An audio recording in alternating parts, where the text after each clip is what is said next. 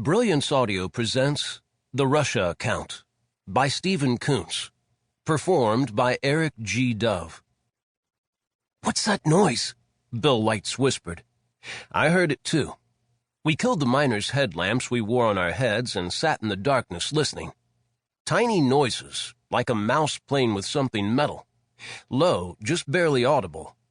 It was 2 in the morning in Tallinn, Estonia, and Bill Lights and I were inside a branch of the Bank of Scandinavia working on their server. This little branch only had the one. We were modifying it so that a copy of every transaction that went through it also went via internet to Langley, Virginia, back in the good old USA. But that noise, there it was again. "Maybe we had better get the hell out of here," Lights whispered. The darn guy just couldn't keep his cool, and the front door was the only way in and out of this office.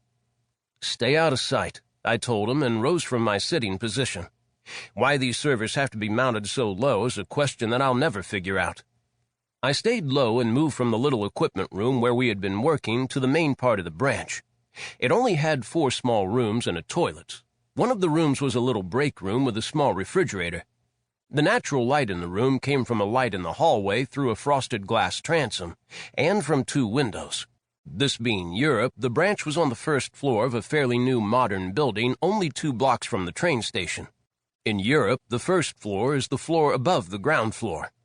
Yep, someone was working on the door lock.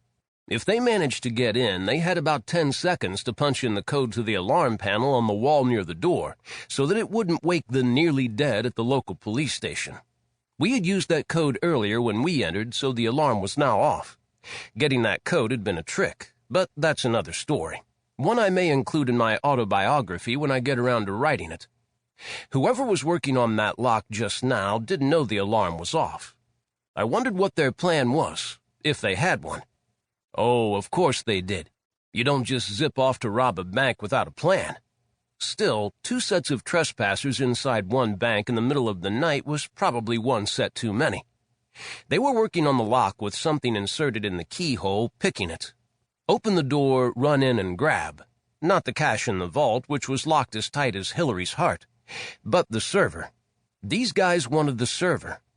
That didn't seem fair. We were here first, and we wanted the server to stay right where it was, doing the business of the branch and faithfully sending the CIA copies of all the transactions. The little noises seeped through the door. This wouldn't take long. I had to do something. What? I reached for the wall switch and turned on a light in the office. The noises stopped instantly. I put my ear against the door. They were whispering just on the other side. Couldn't make out the words, or even discern the language. They were worried, though. I snapped the light off, then back on. Silence now. I slithered back toward the break room. There was an upright vacuum cleaner there. I unwrapped the cord as quickly as I could, plugged it in, and pushed the on switch. It started sucking. Not too loudly, but I was sure they could hear it. I thought, what the heck, and started vacuuming the office, moving that little thing around.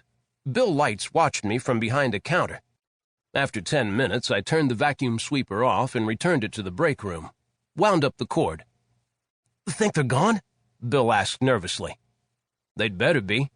Let's finish up and get the hell out of here." We did. Took another 20 minutes. I was weighing our options as Bill completed our installation and sent a message over the new line to Langley, testing it. If those guys outside came back and stole the server, our work tonight was for nothing. Perhaps we should steal the server. Then we would learn history, not what was going to happen, which was what the company really wanted to know. Eeny, meeny, miny, mo, choices, choices. I decided to do what we were sent here to do, and if someone stole the damn server, we could always come back and do our magic again. "They might be waiting for us," Bill said softly, pointing out the obvious. He wasn't a covert warrior, but a tech support guy. Stealing information from computer systems was his profession, and he was good at it. He should have been better than average, since he had been hacking into computer systems all over the Earth for at least 20 years. I pressed my ear to the door. Wish we had been bright enough to bring guns.